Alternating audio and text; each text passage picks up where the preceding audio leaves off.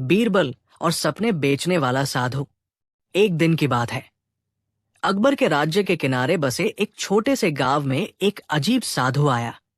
उसने गांव के बीचों बीच एक झोंपड़ी लगाई और एक तख्ती टांग दी। यहां सपने बेचे जाते हैं, जो चाहे वैसा सपना। गांव वाले पहले तो हंसे, अरे ये कैसा पागल है, सपने भी कभी बिकते हैं। पर साधु मुस्कुराया और बोला, कभी आंखें बंद करके चाहा है जो, वो सपना यहां मिलेगा, बस सही कीमत चाहिए। और फिर जैसे चमत्कार हुआ। रमुआ किसान ने उसे एक चांदी का सिक्का दिया और पूछा, मैं राजा बनना चाहता हूं। साधु ने कुछ मंत्र पढ़े, एक चमकीला लड्डू दिया और कहा, इसे खा ले और आज रात देख कैसा सपना आता है। रमुआ ने खाया और अगली सुबह उठकर खुशी से पागल हो गया। मैंने देखा कि मैं तख्त पर बैठा हूं, मेरी रानी मुझे झूला झुला रही है। गांव भर में सनसनी फैल गई। अब हर कोई सपने खरीदने दौड़ा। धीरे धीरे बात फैलते फैलते अकबर के कानों तक पहुंची। अकबर चौंके, ये कौन है जो सपनों की दुकान खोलकर जनता को बहका रहा है। बीरबल मुस्कराए, जहां पनाह, अगर आप आज रात में सपने में देख ले कि आप चीन के सम्राट बन गए हैं, तो क्या सुबह वही हकीकत होगी। अकबर बोले, बिल्कुल नहीं। बीरबल बोले, तो फिर उस साधु की दुकान सपना नहीं बेच रही, लोगों की आंखों की भूख बेच रही है। अकबर ने आदेश दिया, सपने बेचने वाले को दरबार में लाया जाए। अगले दिन वो साधु दरबार में पेश हुआ। हाथ में रंगीन पुड़िया थी और गले में घंटियों वाली माला। बीरबल ने उससे पूछा, कहिए आप क्या बेचते हैं। साधु बोला, महाराज मैं बेचता हूं उम्मीद। बीरबल बोले, उम्मीद फ्री होती है, आप पैसा क्यों लेते हैं। साधु बोला, जैसे झूठी दवा पैसे लेकर बेची जाती है और लोगों को अच्छा महसूस होता है, वैसे ही मेरे सपने भी उनका दुख हल्का कर देते हैं। अकबर चौंक उठे, तुम कबूल करते हो कि तुम झूठा सपना दिखाते हो। साधु बोला, नहीं, सपने तो सच्चे हैं। देखने वाला अगर जागे और मेहनत करे तो वो सपना कभी सच्चा भी हो सकता है।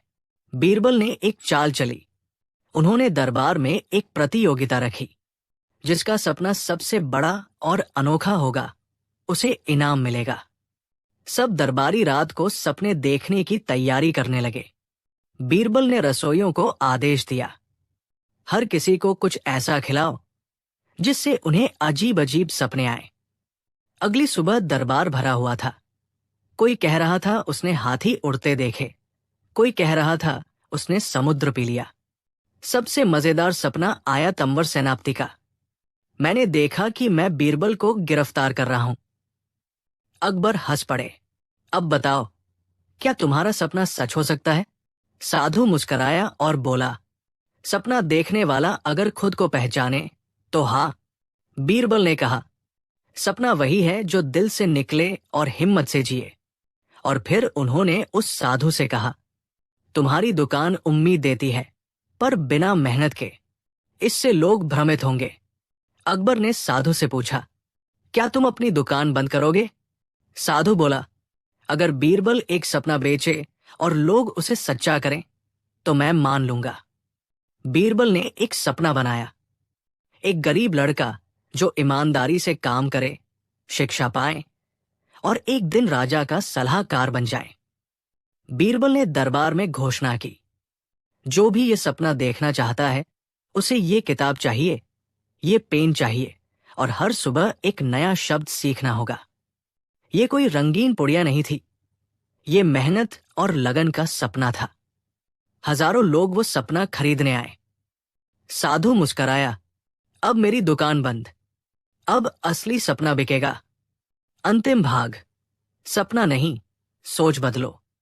अकबर बोले, सपने देखना बुरा नहीं, बशर्ते वो आंखें बंद कर नहीं, खोल कर देखे जाएं।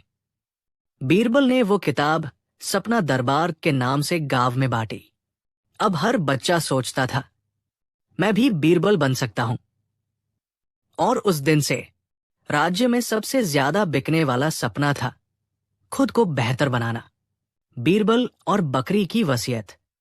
एक दिन सुबह सुबह राजधानी के मुख्य चौराहे पर भीड़ लग गई थी। एक बूढ़ा आदमी अपनी बकरी के साथ बैठा रो रहा था और चिल्ला रहा था, इस बकरी ने मेरी सारी संपत्ति खा ली है। लोग हंसने लगे। अरे बाबा, बकरी खा गई संपत्ति? मतलब क्या? बूढ़ा आदमी गंभीरता से बोला, हाँ, मैंने जो भी कमाया इस बकरी पर खर्च किया। अब मैं गरीब हूं और ये मेरी इकलौती वारिस है। वो जोर जोर से चिल्लाने लगा, मैं अपनी सारी संपत्ति इस बकरी के नाम करता हूं। ये मेरी वसीयत है। पास खड़े दो पंडित हक्के बक्के रह गए। उन्होंने कागज लिया, कुछ लिखा और मुहर लगाकर वसीयत बना दी। अब बकरी बन गई थी संपत्ति की मालिक। बूढ़े की मौत के 2 दिन बाद दरबार में एक सनसनीखेज केस आया। 3 लोग दरबार में पहुंचे, एक पंडित, एक व्यापारी और एक चरवाहा। तीनों ने दावा किया, हमें बकरी की देखभाल का अधिकार चाहिए, क्योंकि बकरी अब एक संपत्ति है। अकबर हंसते हुए बोले, तो अब दरबार में बकरियां भी वकील करेंगी क्या? बीरबल मुस्कराए, जहांपनाह, ये मामला बकरी का नहीं, लालच का है। अकबर ने कहा, इस केस की पूरी जांच बीरबल करेगा और फैसला ऐसा हो कि बकरी भी खुश हो और इंसान भी। बीरबल ने तीनों दावेदारों को बुलाया और कहा, तुम तीनों को आज रात बकरी की सेवा करनी है। कल बकरी खुद बताएगी कि उसे कौन चाहिए। रात को बकरी एक बाड़े में बंद थी और तीनों अपनी अपनी तरकीबें लगा रहे थे। पंडित उसे घी वाला प्रसाद खिला रहा था। व्यापारी उसे चांदी की घंटी पहना रहा था। चरवाहा उसके कान खुजा रहा था और कह रहा था, तू मेरी सहेली है, मैं तुझे जंगल की हवा दिलाऊंगा। बीरबल चुपचाप दूर से सब देख रहे थे। सुबह जब दरबार में बकरी लाई गई तो बीरबल ने एक रंगीन चादर बिछाई और तीनों को एक एक कोने में खड़ा किया। बीरबल बोले, अब बकरी को आजादी है। वो खुद चलकर जिसके पास जाएगी वही उसका असली वारिस होगा।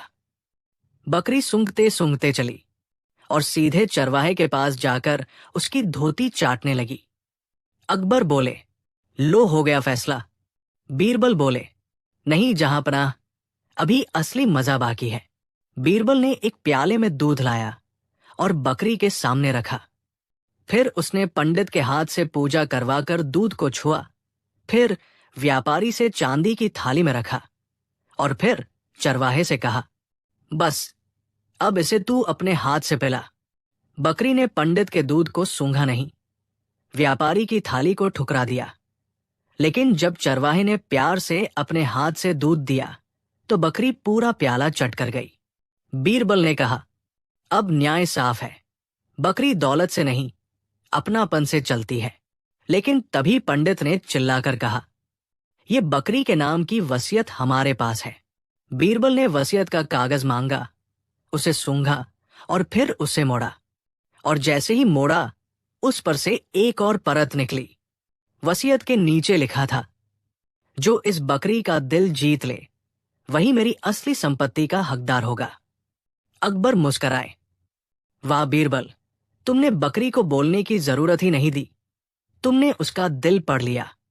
बीरबल ने चरवाहे को उस बूढ़े की बची कुची संपत्ति दे दी, एक छोटा सा खेत और एक झोंपड़ी।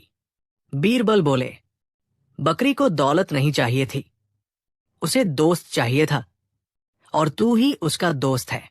और दरबार में सबने तालियां बजाईं।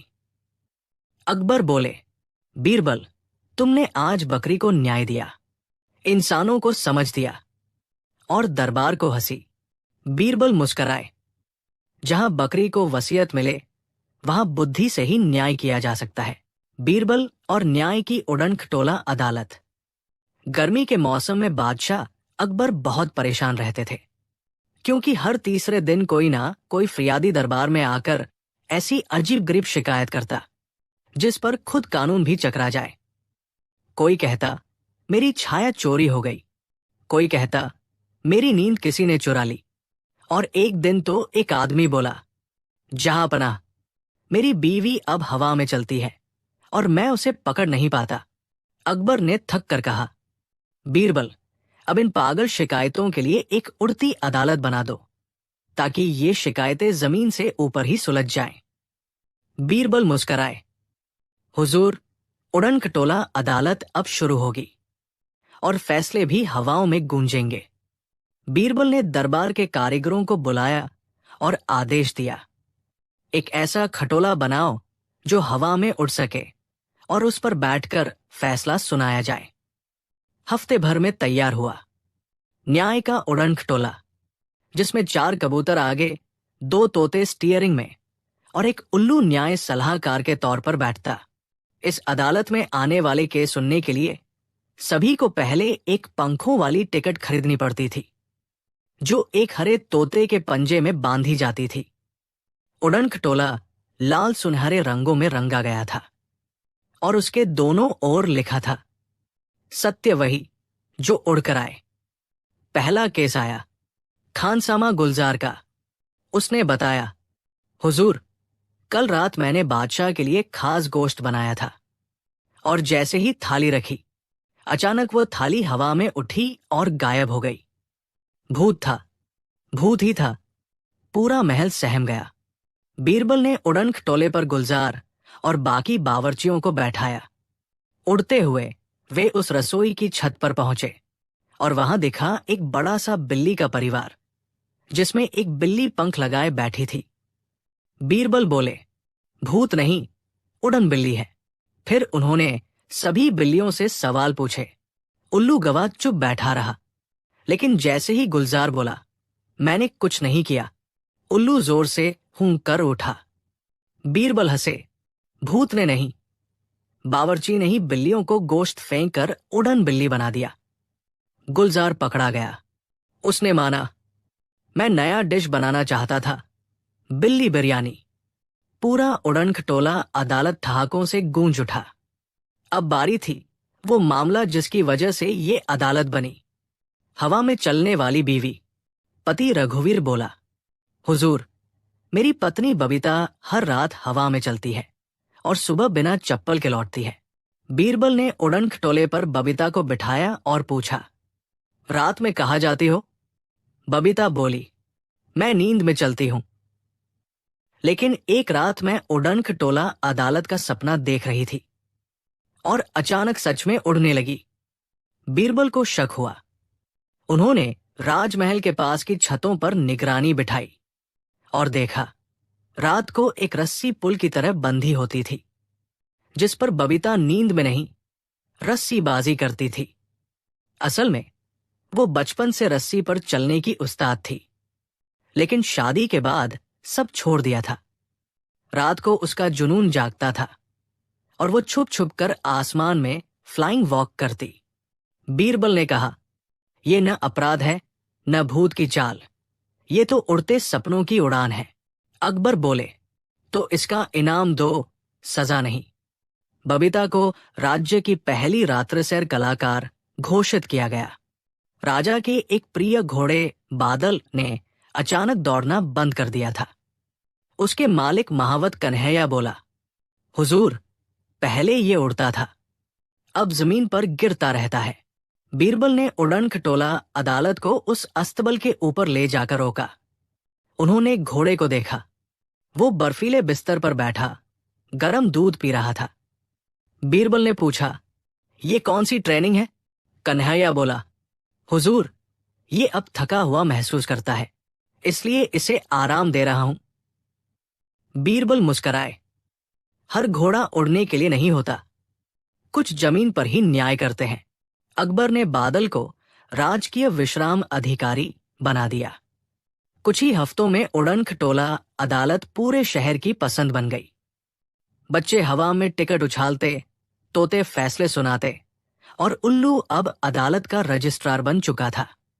लेकिन एक दिन जब बीरबल ने पूछा, अब तक का सबसे बड़ा न्याय क्या रहा, तो उल्लू ने एक पंख से इशारा किया। जिस दिन जमीन पर भी न्याय उतना ही हल्का और उड़ने जैसा हो जाए, वो सबसे बड़ा दिन होगा। बीरबल मुस्कराए। तो अब उड़न खटोला लौटेगा जमीन पर, लेकिन उसके फैसले अब हर दिल में उड़ते रहेंगे।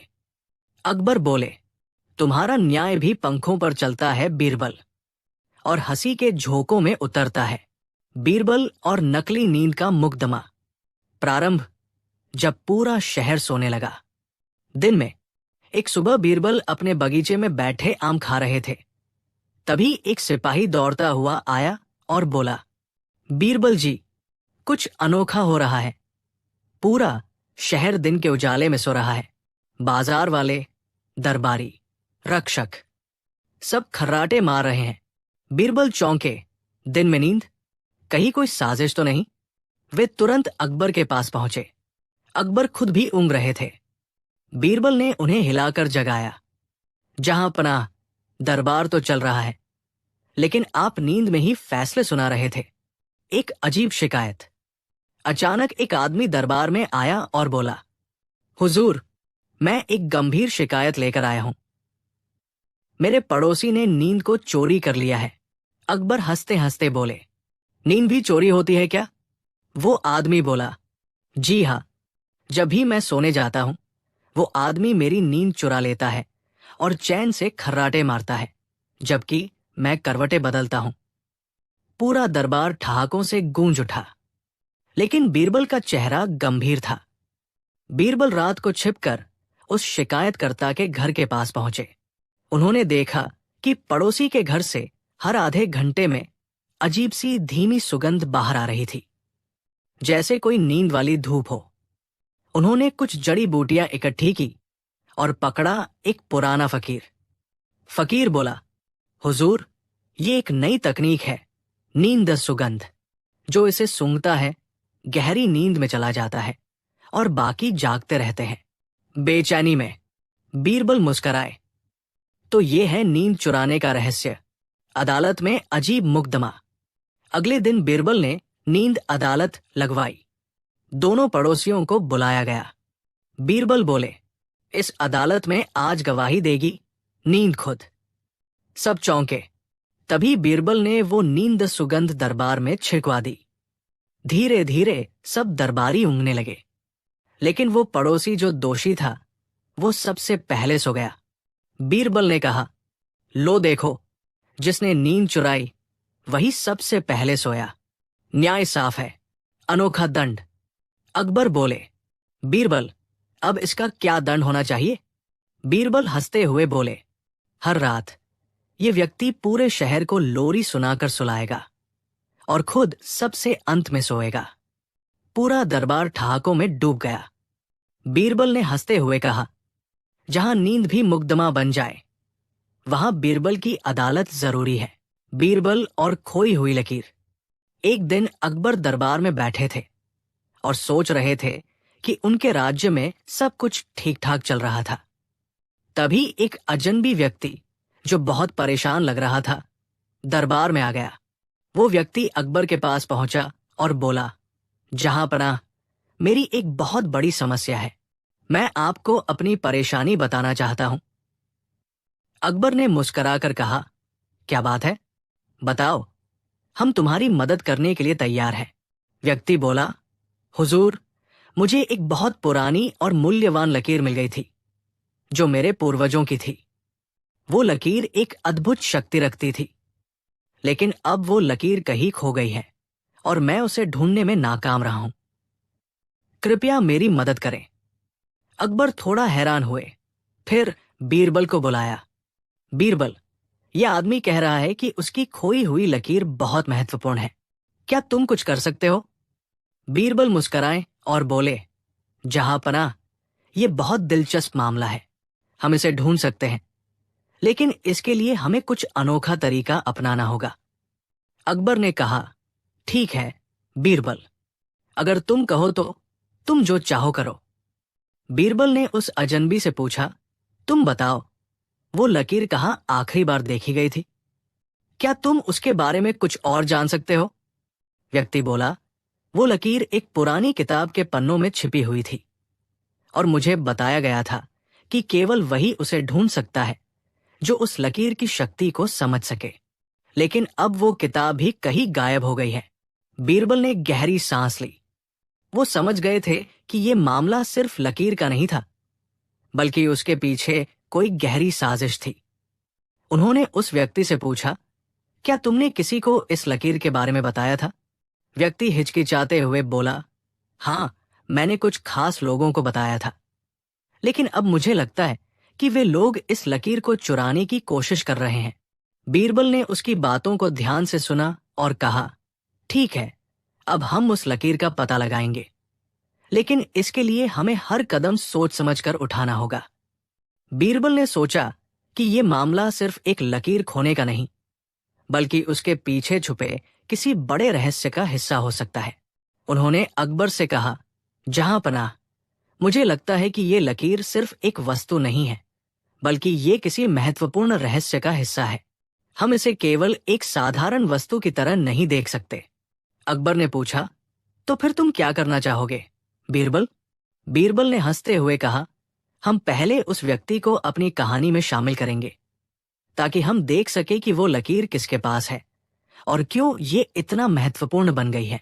बीरबल ने उस व्यक्ति को अपनी मदद देने के बदले एक शर्त रखी, तुम हमें वो किताब और लकीर दिखाओ, ताकि हम जान सकें कि इसमें क्या खास है, और अगर तुम सच बोल रहे हो तो हम तुम्हारी मदद करेंगे। व्यक्ति ने बीरबल की शर्त मानी और उन्होंने किताब और लकीर की जगह बताई। बीरबल और अकबर की टीम ने वहां जाकर वो किताब पाई, लेकिन किताब के पन्ने उल्टे हुए थे। जब उन्होंने पन्ने पलटे तो पाया कि किताब में कोई छुपा हुआ संदेश था। वो संदेश एक पहेली की तरह था, जिसमें लिखा था, जो खो चुका है वो सिर्फ खोने वाला नहीं है, वो पाकर फिर खो सकता है। अकबर ने कहा, ये क्या मतलब हुआ बीरबल? बीरबल ने मुस्कुराते हुए कहा, जहां पनाह, इसका मतलब यह है कि लकीर की असली शक्ति तभी सामने आएगी जब हम उसे सही संदर्भ में समझेंगे। हम केवल चीजों को नहीं खोते, बल्कि उन चीजों को फिर से पा सकते हैं जो असल में खोई हुई नहीं थी। अंत में बीरबल ने उस व्यक्ति से पूछा, क्या तुमने कभी सोचा है कि लकीर के खोने का कारण सिर्फ उसका न होना नहीं, बल्कि किसी और को उसे रखने का मौका देना हो सकता है? व्यक्ति की आंखों में एक चमक आई और वो समझ गया कि उसे अब सही रास्ता दिखाया गया है। तो क्या आप कह रहे हैं कि लकीर मुझे वापस मिल सकती है? बीरबल ने कहा, नहीं, लकीर तुम्हारे पास नहीं आएगी, लेकिन तुम्हें जो खोने का डर था वो खत्म हो चुका है। लकीर की असली शक्ति सिर्फ उस व्यक्ति में होती है जो उसे समझ सकता है, और तुम वो व्यक्ति हो। व्यक्ति ने बीरबल का धन्यवाद किया और वो अब समझ गया था कि वो लकीर सिर्फ एक प्रतीक थी, जो उसकी सोच और दृष्टिकोण का प्रतिनिधित्व करती थी। उसने अब ये जान लिया कि वास्तविक शक्ति कभी खोती नहीं, बस उसका रूप बदल जाता है। बीरबल और खट्टी मीठी शिकायतों का दरबार। जब हर नागरिक को राजा से थी शिकायत, पर बिना बोले। एक दिन सुबह सुबह बादशाह अकबर अपने बाग में टहल रहे थे। तभी उन्हें एक दरबारी दौड़ता हुआ मिला और बोला, जहां पनाह, कुछ गजब हो गया है। अकबर चौंके, क्या हुआ?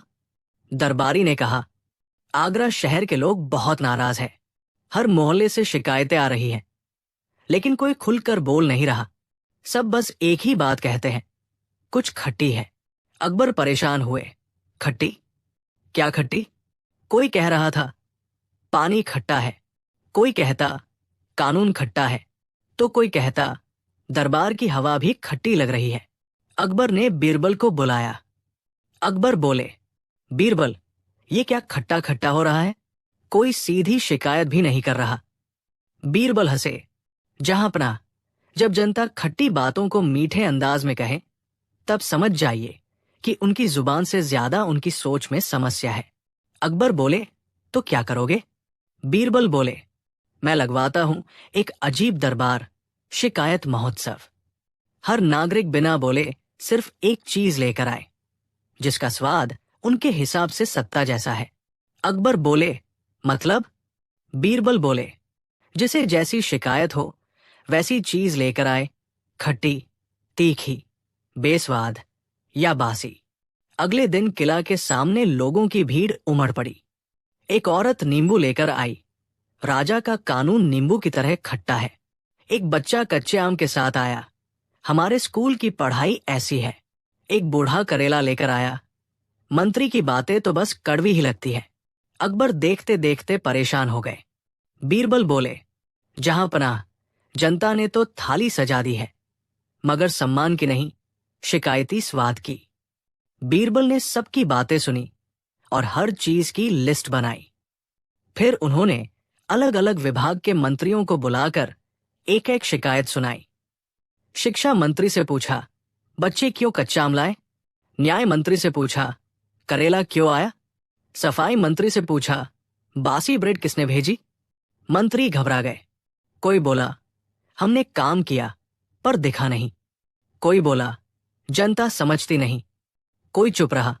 बीरबल बोले, जो जनता को खट्टी चीजें दे रहा है, वो मिठास की उम्मीद कैसे कर सकता है? बीरबल ने अगला आदेश दिया, अब हर मंत्री को जनता के बीच जाकर उन्हें कोई मीठी चीज देनी होगी, पर शर्त यह है कि वो खुद हाथ से बनाए। अब शुरू हुआ मिठास का दौर। शिक्षा मंत्री ने खुद हलवा बनाया और स्कूल जाकर बांटा। कानून मंत्री ने जलेबी बनाई और चौराहे पर बांटी। नगर मंत्री ने लड्डू बनाकर गलियों में जाकर दिए।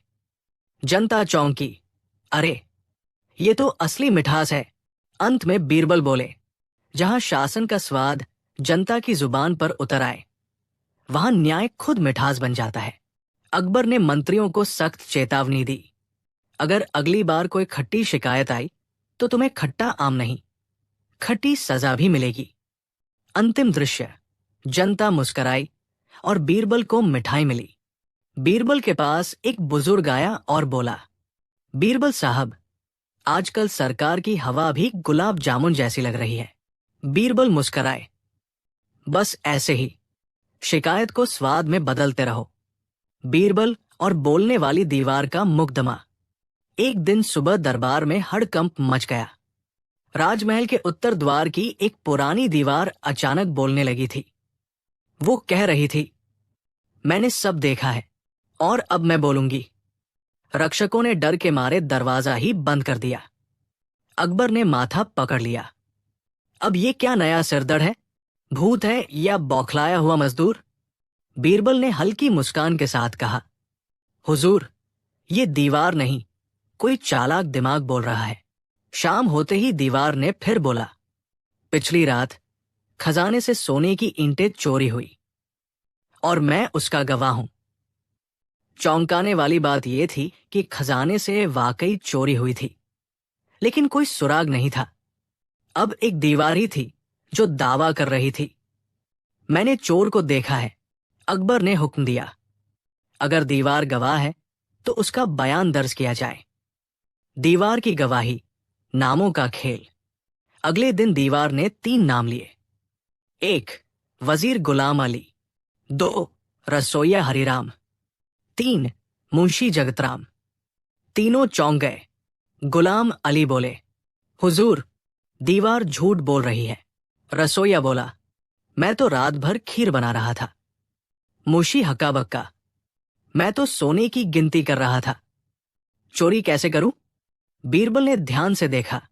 दीवार के पीछे कहीं से हल्की सी सरसराहट आ रही थी। बीरबल की खोजबीन, दीवार के पीछे कौन? रात को बीरबल अकेले दीवार के पास पहुंचे। वहां चुपचाप बैठकर उन्होंने घंटों इंतजार किया। फिर हल्की सी खांसी सुनाई दी। बीरबल ने झट दीवार के पीछे झांका। वहां एक सुरंग थी और उस सुरंग में बैठा था कल्लू, शाहीन आई। बीरबल बोले, तो दीवार तुम नहीं, तुम्हारी जुबान बोल रही थी। कल्लू डरते डरते बोला, हुजूर, मैं चोर नहीं हूं।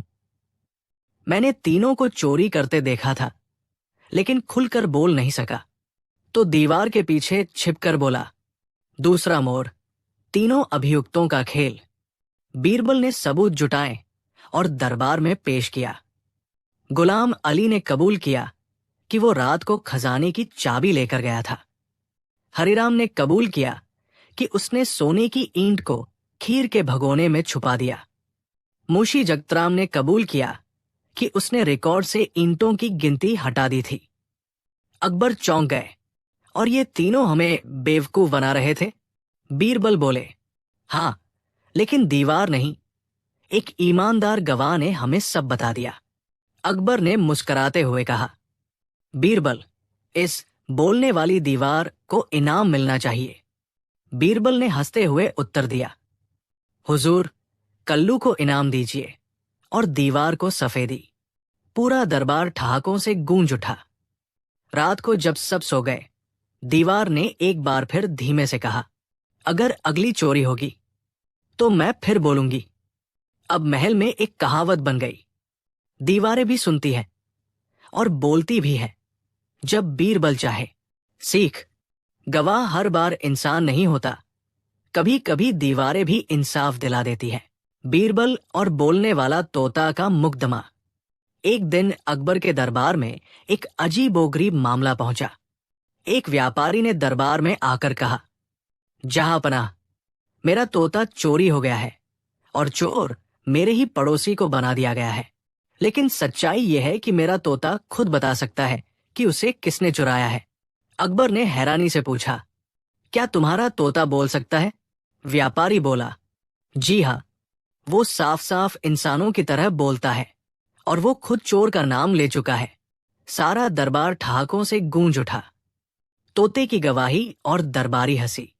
तोते को पिंजरे में लाया गया। बीरबल ने पूछा, बताओ, किसने तुम्हें चुराया? तोता बोला, रामू चोर, रामू चोर। रामू ने पिंजरा तोड़ा। दरबार में रामू नाम का व्यक्ति खड़ा किया गया। वो कांपता हुआ बोला, हुजूर, मैंने कुछ नहीं किया। ये तोता झूठ बोल रहा है। बीरबल ने मुस्कुराकर पूछा, तुम्हें कैसे पता कि ये झूठ बोल रहा है? रामू बड़बड़ाया, क्योंकि मैंने तो पिंजरा नहीं तोड़ा। फिर चौंक कर चुप हो गया। बीरबल बोले, ओह, मतलब तुम तोता ले गए थे लेकिन पिंजरा नहीं तोड़ा? बीरबल ने तोते के सामने 5 लोगों को लाकर खड़ा किया और सबके कपड़े एक जैसे करवा दिए। बीरबल बोले, अब बताओ, इनमें से चोर कौन है? तोता चुप। फिर कहा, सब चोर, सब चोर। दरबार में ठहाके। अकबर बोले, बीरबल, अब क्या किया जाए? बीरबल बोले, हुजूर, अब हमें तोते के मास्टर से ही असली बात पूछनी पड़ेगी। रहस्य खुलता है, तोते को सिखाया गया था झूठ बोलना। बीरबल ने व्यापारी के नौकर को अलग ले जाकर पूछा, सच सच बता, इस तोते को किसने क्या सिखाया? नौकर डरते हुए बोला, हुजूर, मालिक ने ही रोज रोज रामू का नाम लेकर तोते को सिखाया था, ताकि अगर मालिक कभी चोरी करवाए तो शक रामू पर जाए। बीरबल ने चौकन्ना होकर पूछा, मतलब चोरी किसी और ने की? नौकर बोला, हाँ, खुद मालिक ने। वो तोता बेचकर गहने लेना चाहता था, फिर रामू पर आरोप लगाकर बीमा की रकम वसूलनी थी। अंतिम न्याय, बीरबल का बेमिसाल फैसला। बीरबल ने दरबार में सब बताया। तोते से पूछा गया, मालिक कौन है? तोता चुप। फिर बोला, मालिक झूठा, मालिक चोर। अकबर ने आदेश दिया, मालिक को जुर्माने और कारावास की सजा दी जाए। तोते को रखा गया शाही उद्यान में और नाम रखा गया दरबारी गवाह। अंत, ठाकों की गूंज और बीरबल की सीख। अकबर बोले, बीरबल, आज तो एक तोते ने पूरे दरबार को हंसाया भी और सच्चाई भी बताई। बीरबल मुस्कुराए, जहांपनाह, इस देश में लोग गवाही देने से डरते हैं, पर यह तोता बोल गया। अब अगली बार कोई बोलेगा तो देख लेंगे कि वो इंसान है या तोता। सीख, झूठ चाहे जितना उड़ान भरे, सच्चाई आखिर में बीरबल की तरह पकड़ ही लेती है, चाहे वो पंखों में छुपी हो या पिंजरे में। बीरबल और अदृश्य ठग की अदालत। एक दिन अकबर के दरबार में एक बुजुर्ग आदमी आया। वो परेशान दिख रहा था और सीधे बीरबल के पास जाकर बोला, हुजूर, मेरी भैंस चोरी हो गई है। बीरबल बोले, ये तो बहुत बुरा हुआ, लेकिन चोरी कैसे हुई? बूढ़ा बोला, मैंने उसे खूंटे से बांधा था, लेकिन रात को कोई अदृश्य आदमी आया और उसे गायब कर दिया। दरबार में सब हंस पड़े। अकबर भी मुस्कुरा दिए। अकबर ने कहा, बीरबल, अब तो तुम्हारे सामने एक अदृश्य चोर है। बीरबल बोला, जहां अदृश्य चोर हो वहां अदृश्य अदालत ही न्याय कर सकती है। भाग 2, अदृश्य अदालत की घोषणा। अगले ही दिन बीरबल ने नगर में घोषणा करवा दी। 3 दिन बाद अदृश्य चोर की सुनवाई अदृश्य अदालत में होगी। गवाहों को भी अदृश्य रहना होगा। सारा शहर हैरान। किसी ने ऐसी अदालत के बारे में सुना तक न था। लेकिन मनोरंजन के लिए भीड़ जमा होने लगी। भाग 3, गवाह जो दिखे नहीं पर बोले जरूर। जिस दिन सुनवाई होनी थी, बीरबल ने एक बड़ा पर्दा लगवाया। पर्दे के पीछे से एक एक करके आवाजें आईं। हमने एक साया देखा। हमने हवा में कदमों की आवाज सुनी। भैंस खुद चलती जा रही थी। अकबर सोचते रहे, ये क्या तमाशा है। भाग 4, संदिग्ध सामने आता है। तभी बीरबल बोले, जहां अदृश्य गवाह हो वहां कोई न कोई दिखने वाला जरूर दोषी होता है। बीरबल ने उस बूढ़े आदमी की बातों की गहराई से जांच की और पाया कि उसकी जमीन का एक पड़ोसी उससे जलता था। फिर बीरबल बोले, दरबार में उस पड़ोसी को बुलाया जाए और उसे भैंस की रस्सी की पहचान करने को कहा जाए। जैसे ही रस्सी लाई गई, पड़ोसी बोला, अरे ये तो उसी भैंस की रस्सी है जो मतलब जो गायब हुई थी। अब तो सब समझ गए कि भैंस कहाँ गई। भाग 5, न्याय और हंसी दोनों। बीरबल ने कहा, भैंस की चोरी किसी अदृश्य ने नहीं बल्कि पड़ोसी की लालच ने की है और ये रस्सी इसका गवाह है। अकबर हंसते हुए बोले, वाह बीरबल, तुमने तो सच में अदृश्य अदालत को दिखा दिया। दरबार ठहाकों से गूंज उठा। बूढ़े को उसकी भैंस वापस मिल गई और चोर को सजा। अंतिम पंक्ति वीडियो क्लोजिंग के लिए। और इस तरह बीरबल ने एक बार फिर अपनी बुद्धि से एक अदृश्य साजिश को सबके सामने ला दिया। मजाक में ही सही, लेकिन न्याय पूरा हुआ। बीरबल और गायब होता दरबार। एक दिन जब सूरज ठीक से निकला भी नहीं था, अकबर ने जैसे ही महल की खिड़की खोली, सामने का नजारा देखकर चौंक गए। दरबार ही गायब था। जहां रोज उनका भव्य दरबार सजता था, वहां सिर्फ खाली जमीन और कुछ उड़ते हुए पत्ते थे। घबराकर उन्होंने चीख लगाई, रक्षक, वजीर, सेनापति, बीरबल कहाँ है? लेकिन कोई उत्तर नहीं मिला। पूरा महल जैसे चुप्पी साधे बैठा था। थोड़ी देर बाद बीरबल पहुंचे, बिना घबराए, बिना दौड़े। अकबर बोले, बीरबल, मेरा दरबार चोरी हो गया है। कुर्सियां, मंत्री, सब गायब। ये किसका काम है? बीरबल मुस्कराए, जहांपनाह, ये कोई आम चोरी नहीं, ये एक सोचने की साजिश है। बीरबल ने पूरे महल में घूम घूम कर जांच की और एक अजीब चीज पाई। हर जगह नींद में बोले गए शब्द हवा में गूंज रहे थे, जैसे कोई सपनों में दरबार चला गया हो। बीरबल बोले, जहांपनाह, आपने कल रात क्या सपना देखा था? अकबर थोड़ा हंसते हुए बोले, सपने में मैंने देखा कि पूरा दरबार उड़कर बादलों में चला गया और वहां बादलों के बीच बैठक चल रही थी। बीरबल ने सिर हिलाया। बस वहीं से ये गायब दरबार शुरू हुआ है। बीरबल ने एक अनोखी योजना बनाई। आज का दरबार आकाश में लगाया जाएगा। सब हैरान रह गए। एक एक करके बीरबल ने गुब्बारों, पतंगों और रस्सियों से सजा एक उड़न खटोला बनवाया, जिसमें बादशाह की गद्दी, दरबारियों की कुर्सियां और दरबारी खुद हवा में लटक कर बैठ गए। पूरा दरबार ऊपर उड़ता रहा और नीचे जनता तालियां बजाती रही। उसी उड़न दरबार में बीरबल ने सबके सामने बताया, ये सब एक दिमागी खेल था। दरबार नहीं गायब हुआ था, बस सबकी सोच गायब हो गई थी। कोई ध्यान नहीं दे रहा था कि असली दरबार दिल और दिमाग से चलता है, कुर्सियों से नहीं। अकबर हंस पड़े। बीरबल, तुमने तो मेरी सोच को भी आसमान की सैर करा दी। उस दिन से हर साल एक दिन ऐसा होता जब दरबार खुले आकाश में लगता और बीरबल उसे सोच का उत्सव कहते। और उलझा हुआ आईना महल। भूमिका, दरबार में एक अजीब शिकायती फरियाद। एक दिन दरबार में एक बूढ़ा दरबारी कांपते हुए आया और बोला, हुजूर, शाही आईना महल ने मेरी जान लेने की कोशिश की। अकबर चौंक पड़े। आईना महल? जान लेने की कोशिश? वो तो शीशों से बना एक शांत जगह है। बीरबल मुस्कराया। हुजूर, या तो ये कोई नया पागलपन है या कोई बहुत पुराना राज। अकबर ने हुक्म दिया, शाही आईना महल सील कर दिया जाए और बीरबल इसकी तह तक जाए। पहला रहस्य, आईनों में दिखती थी परछाइयां। बीरबल रात को अकेले आईना महल पहुंचे।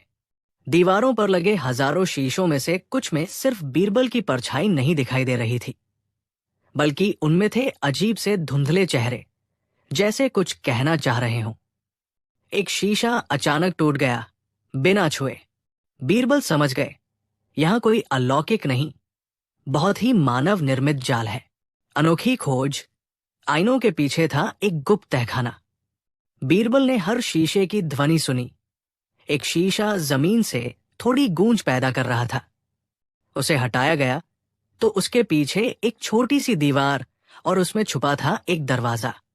दरवाजा खुला और एक सुरंग निकली, जो सीधे रानी के गहनों वाले कक्ष में जाकर खुलती थी।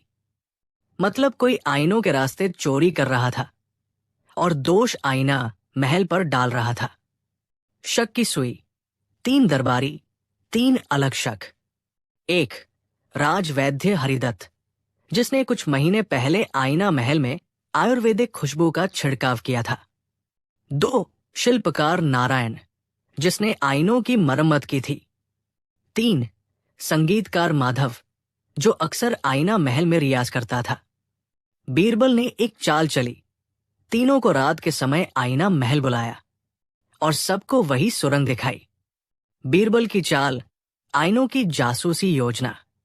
बीरबल ने आईना महल में कुछ नकली गहने रखवाए और 4 शीशों में छोटे छेद कर दिए, जहां से पहरेदार अंदर देख सकते थे। रात के अंधेरे में एक परछाई आई। वो धीरे धीरे सुरंग से आया और नकली गहने उठाए। बाहर आते ही पकड़ लिया गया। वो था संगीतकार माधव। रहस्योद्घाटन। माधव की चालाकी। माधव ने कबूल किया, मैंने आईनों में छुपे रास्तों का राज जान लिया था। आवाजें और परछाइयां मैंने ही रिकॉर्ड की थी, जो खास ध्वनि यंत्रों से आईने के पीछे बजती थी। बीरबल बोले, तुमने डर का इस्तेमाल किया ताकि असली चोर कोई भूत लगे, लेकिन ये भूत तुम्हारी चालों से छोटा निकला।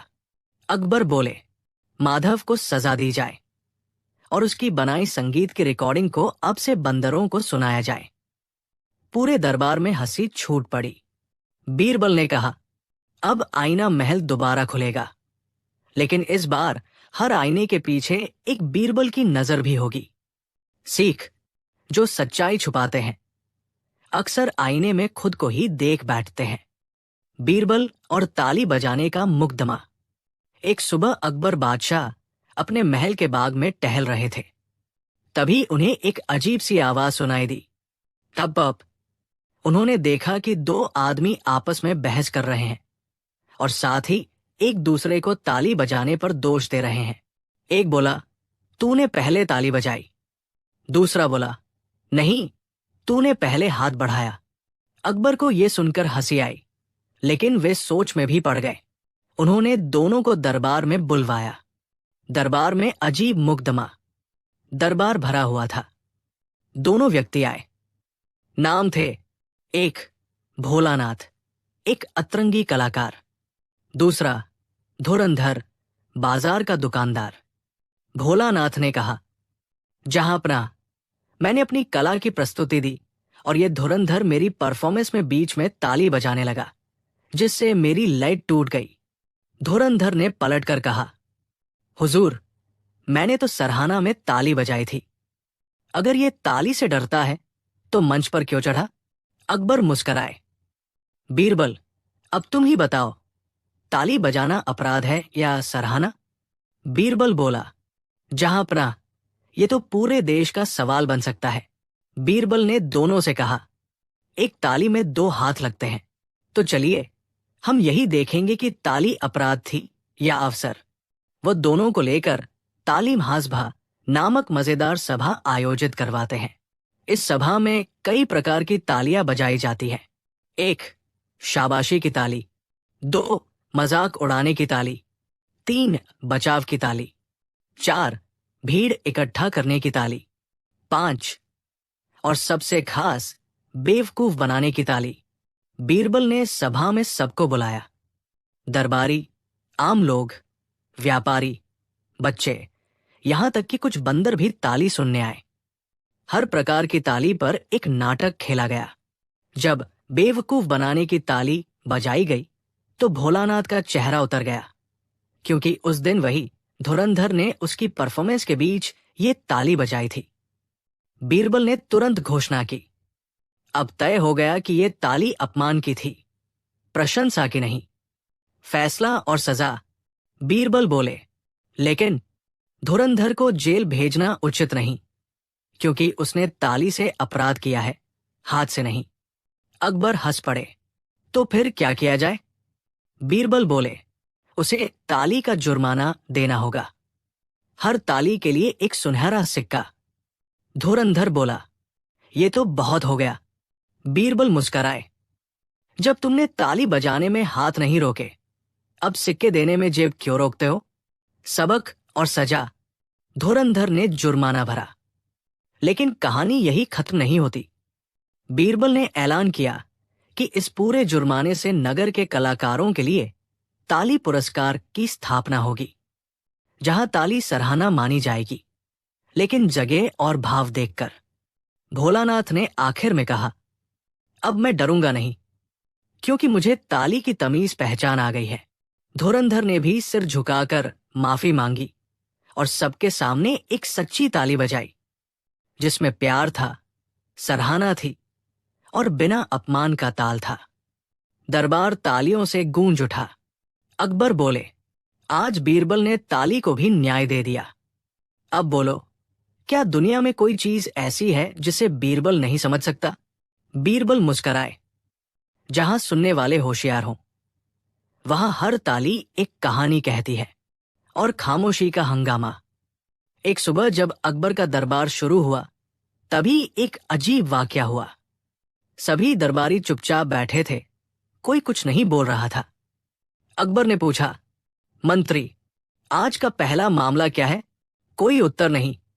सेनापति, कोई सूचना है? फिर भी सन्नाटा। तब बीरबल अंदर आए और बोले, हुजूर, पूरा दरबार आज खामोशी की बीमारी से पीड़ित है। अकबर चौंके। खामोशी की बीमारी? ये कैसा मजाक है? बीरबल ने बताया कि पूरे शहर में लोग अचानक बोलना बंद कर रहे हैं, बाजारों में सौदे इशारों से हो रहे हैं, शिक्षक कक्षा में चुप, घरों में सिर्फ आंखों से बातें हो रही हैं, यहां तक कि नगर के गायक भी चुप बैठे थे और कवि इशारों में कविता कह रहे थे। अकबर बोले, इसका इलाज करो। बीरबल, मुझे मेरा शोरगुल वाला हिंदुस्तान वापस चाहिए। बीरबल ने अपने जासूसों को भेजा। रातों को वे छुपकर देखते रहे कि लोगों ने बोलना क्यों छोड़ा। तभी उन्हें पता चला, शहर में एक बाबा आया है जिसका नाम है मौन बाबा मौनीनाथ, जो कहता है जो बोलेगा उसका भाग्य रूठ जाएगा। और लोगों ने डर के मारे बोलना बंद कर दिया था।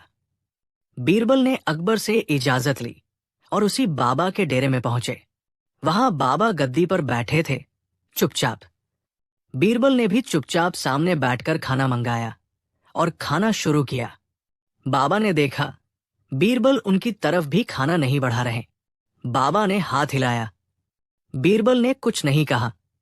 बाबा ने पेट पकड़ लिया, भूख के मारे बेहाल हो गए। आखिरकार बाबा बोल पड़े, अरे, मुझे खाना क्यों नहीं दे रहे? तभी बीरबल कूदे, पकड़ो। बाबा अब बोले, यानी इनका भाग्य रूठ गया।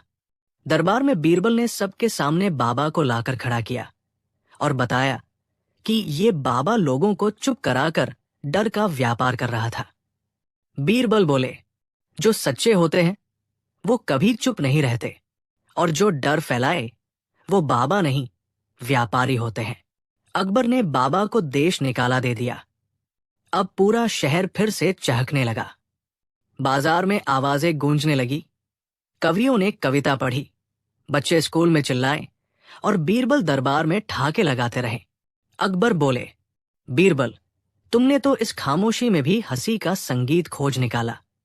और बीरबल मुस्करार, सिखावन, जहां डर बोलने से रोके वहां सवाल जरूर करने चाहिए, क्योंकि चुप रहना हर बार समझदारी नहीं होती। बीरबल और शक के कीड़े का मुकदमा। एक सुबह अकबर ने दरबार में घुसते ही जोर से छींक मारी और बोले, कुछ गड़बड़ है। मुझे लग रहा है जैसे किसी ने मेरे कान में शक भर दिया हो। बीरबल मुस्कराए, हुजूर, जब किसी को ज्यादा शक होने लगे तो समझ जाइए कि शक के कीड़े मन में घुस गए हैं।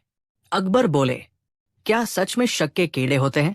बीरबल बोले, हुजूर, एक बार इन कीड़ों ने पूरे शहर को पागल कर दिया था और एक अदालत भी लगानी पड़ी थी। तो सुनाओ वो किस्सा। और दरबार का पर्दा उठा। ये किस्सा था एक पुराने जमाने का, जब बीरबल ने पहली बार देखा था। लोग बात बात पर एक दूसरे पर शक करने लगे थे। शक इतना बढ़ गया था कि मां को बेटे पर शक कि वो दूध में पानी मिलाता है, दुकानदार को ग्राहक पर शक कि वो सिक्के चुराता है, और तो और एक आदमी तो अपनी परछाई पर भी शक करने लगा था। बीरबल को समझ में आ गया, ये कोई साधारण बीमारी नहीं, ये शक का संक्रमण है। पहला मुकदमा आया, लाला हरिदास बनिए का। उसने शिकायत की, हुजूर, मुझे शक है कि मेरे नौकर ने मेरी चप्पलें पहन ली है और अब मेरी सोच भी बदल गई है। बीरबल ने नौकर को बुलाया। नौकर बोला, हुजूर, मैंने तो चप्पल नहीं पहनी, लेकिन मेरे सपने जरूर बदल गए हैं। पूछने पर पता चला बनिए ने खुद गलती से नौकर की चप्पल पहन ली थी, जिसमें एक पुरानी कील चुभी थी, और उसी कील ने बनिए के मन में संदेह भर दिया था। बीरबल बोले, जिसे कील चुभे वही शक करता है। दूसरा केस आया रसीली नाम की महिला का।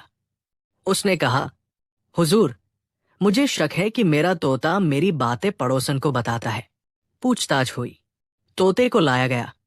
तोता बोला, रसीली बोलती है, मेरे पति का सिर खरबूजा है। पूरा दरबार हंसी से गूंज उठा। बीरबल ने पड़ोसन को बुलाया। वो बोली, मैंने कुछ नहीं सुना, पर हर रात रसीली के पति खरबूजे से डरकर चिल्लाते हैं। तोता असल में रसीली की बातें दोहरा रहा था, लेकिन उसे रसीली खुद सिखाती थी ताकि पड़ोसन जल जाए। बीरबल बोले, ये शक नहीं, जलन है। अब आया सबसे रहस्यमयी केस।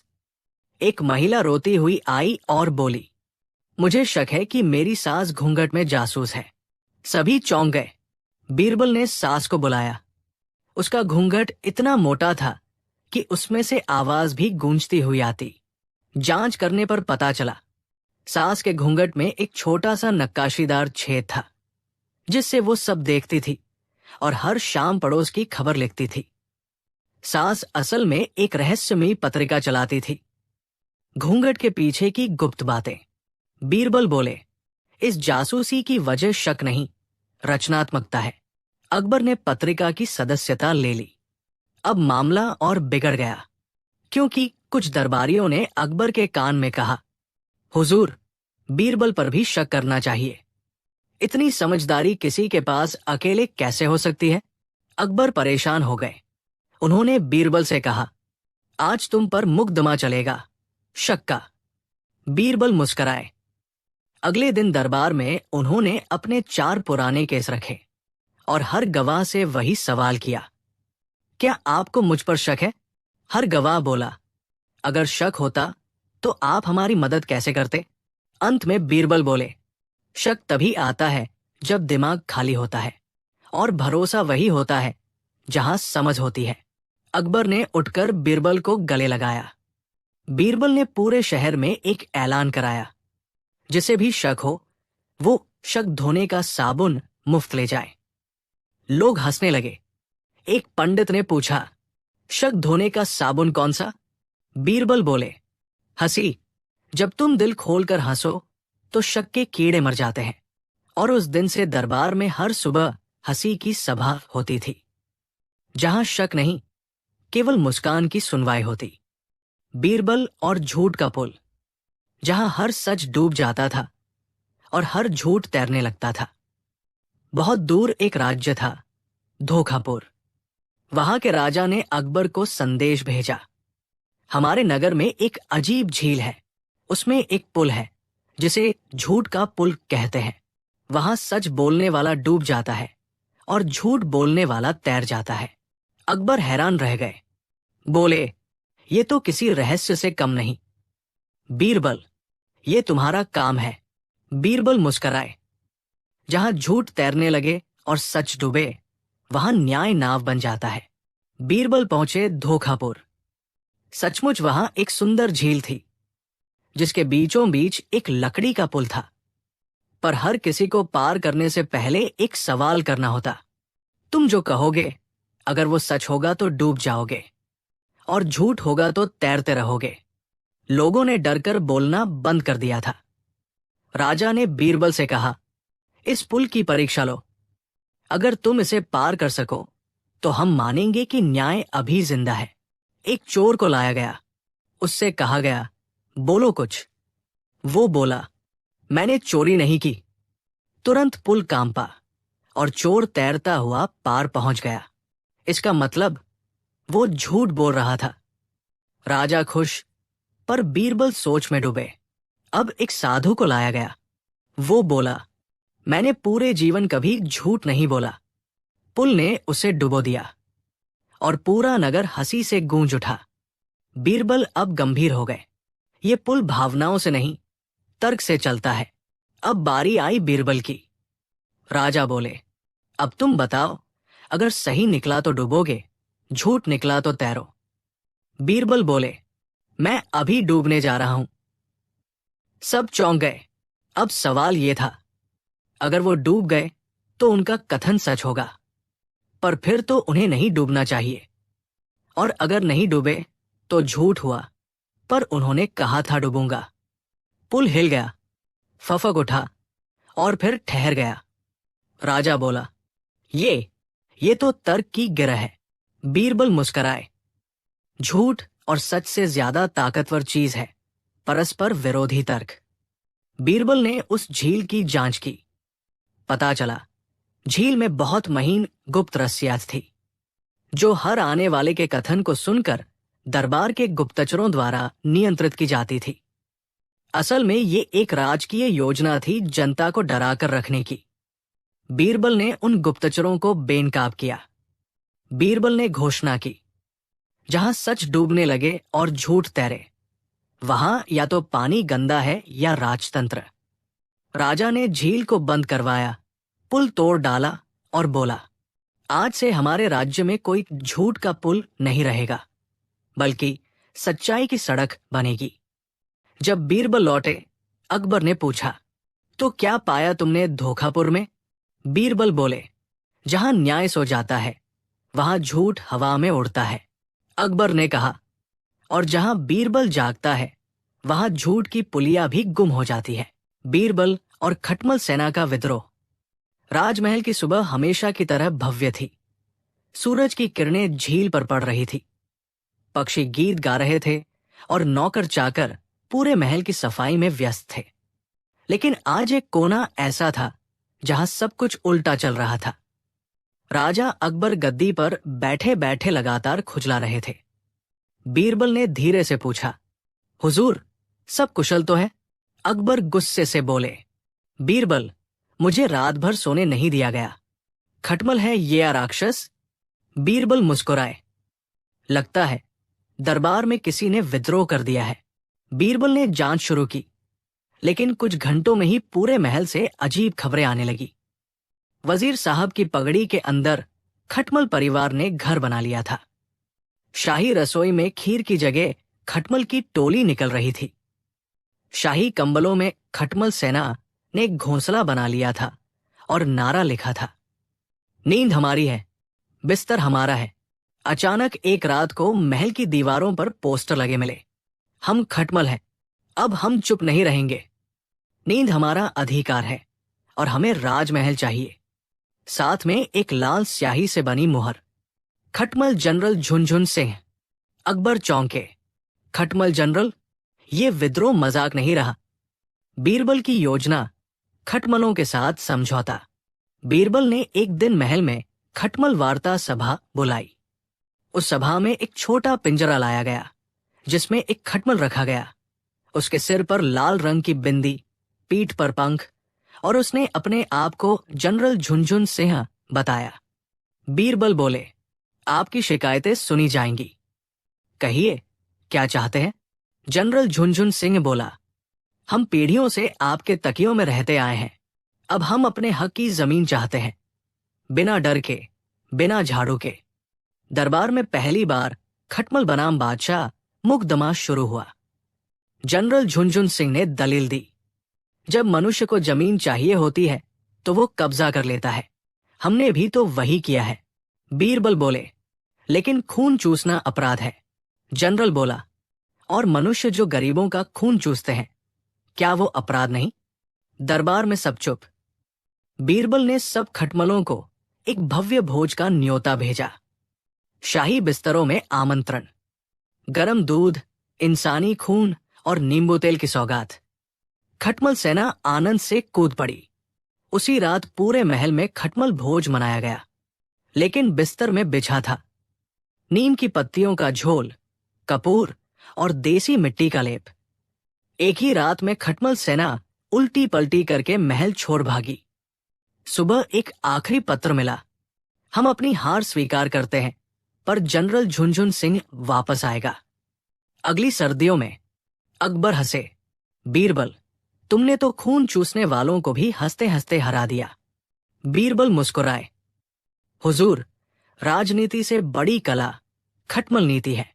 जिस समस्या को ताकत से ना सुलझा पाओ, वहां चालाकी से हल निकालो और थोड़ा चटपटा हास्य साथ रखो। बीरबल और हंसता हुआ खजाना। एक खजाना जो हर झूठ पर हंसता है।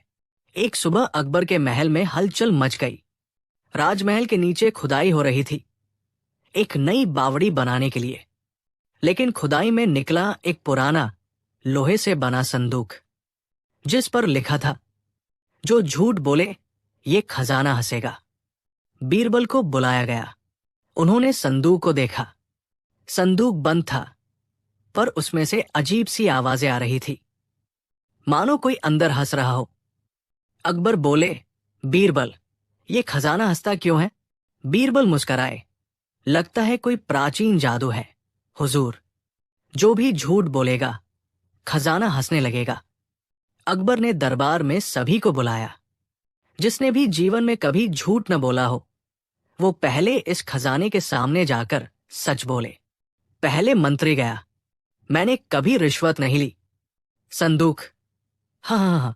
दरबार हंसी से गूंज उठा। मंत्री का चेहरा शर्म से लाल। फिर एक व्यापारी गया, मैंने कभी वजन में धोखा नहीं किया। संदूक, है। ये सिलसिला चलता गया। हर कोई झूठ बोलता और खजाना हंसता। लेकिन जब बीरबल गए, मैंने कई बार झूठ बोला है, पर हमेशा किसी की भलाई के लिए। संदूक चुप रहा।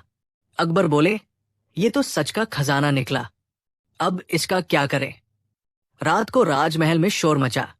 खजाना चोरी हो गया था, लेकिन चोर को छोड़ते वक्त भी खजाना हंसता रहा था। सारे सैनिक बोले, हुजूर। किसी ने खजाने को हाथ लगाया और हंसी की आवाज आई। बीरबल बोले, मतलब चोर ने झूठ बोला, लेकिन किसने? बीरबल ने अगली सुबह एक घोषणा करवाई, जिसके पास खजाने की हंसी की गूंज है, वही चोर है। सब चौंक गए। हंसी की गूंज? बीरबल बोले, हां, जो भी उस खजाने को उठाकर लाया होगा, उसकी आत्मा में हंसी बस गई होगी। तो बीरबल ने सबको एक एक करवाकर एक साधारण संदूक छूने को कहा। जब एक दरबारी ने छुआ, उसके छूते ही संदूक से फिर से हंसी की आवाज आई। हाँ। बीरबल चिल्लाए, इसी ने चुराया खजाना। दरबारी ने तुरंत कबूल कर लिया, मैं ही था। मुझे लगा कोई पहचान नहीं पाएगा। खजाना जब खोला गया, उसमें सोने की अशर्फिया, नगीने और एक पुरानी ताम्र पट्टिका थी। उस पर लिखा था, जो सच बोले वो सच्चा धन पाए। जो झूठ बोले वो केवल हंसी कमाए। इस खजाने की असली शक्ति सत्य में है। अकबर बोले, बीरबल, ये खजाना तो सिर्फ संपत्ति नहीं, सत्य की पहचान है। बीरबल बोले, हुजूर, यही असली खजाना है, जो झूठ को पहचान ले और सच को सम्मान दे। अब वो खजाना महल में रखा गया, जहां हर सप्ताह लोग अपनी कहानी सुनाते, और अगर खजाना हंसता तो लोग जान जाते कि उन्होंने झूठ बोला। धीरे धीरे पूरे साम्राज्य में झूठ कम होने लगा। लोग सोच समझकर बोलने लगे। राजा अकबर ने उस संदूक को नाम दिया हंसी का न्याय। और बीरबल ने कहा, जब तक हंसी है सत्य छुप नहीं सकता। जब दरबार में आया एक गवाह, जो इंसान नहीं, उल्लू। एक रात राजमहल के पास की हवेली से शोर उठा, चोर, चोर, किसी ने मेरी छतरी चुरा ली। वो आवाज थी बूढ़े महाजन तुलसीराम की, जो अपने अजीब किस्सों के लिए मशहूर था। लेकिन इस बार मामला गड़बड़ था, क्योंकि उसके अनुसार चोर को उसके पालतू उल्लू ने देखा था। सुबह दरबार में जब वो पेश हुआ तो साथ था एक बड़ा सा पिंजरा, जिसमें बैठा था उसका उल्लू शंभू, आंखें बड़ी बड़ी और शक्ल बिल्कुल गंभीर। तुलसीराम बोला, जहांपनाह, मेरी आंखें कमजोर हैं, पर शंभू ने सब देखा है। ये ही गवाह है। पूरा दरबार ठाके में डूब गया।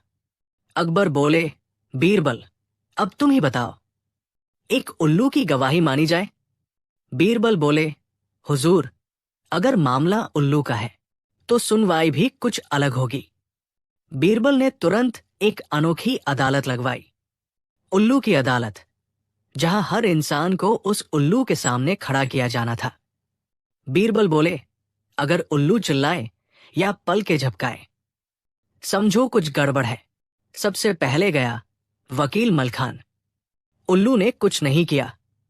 फिर गया सेनापति भूमपु सिन्हा। उल्लू ने जोर से पंख फड़फड़ाए। कुछ तो है, बीरबल बोले। अब आया व्यापारी चिरौंजी लाल। जैसे ही पास आया, उल्लू जोर से हूं करने लगा। दरबार हंसी से गूंज उठा। लेकिन बीरबल ने गंभीरता से कहा, कुछ तो है इस आदमी में जो शंभू को पसंद नहीं। अब बीरबल ने सोचा, अगर शंभू ने चोर को देखा है तो उसे कुछ याद जरूर होगा। उन्होंने 10 लोगों को एक जैसे कपड़े पहनाए। सभी से कहा, पिंजरे के पास से धीरे धीरे गुजरो। सब चुपचाप गुजरे।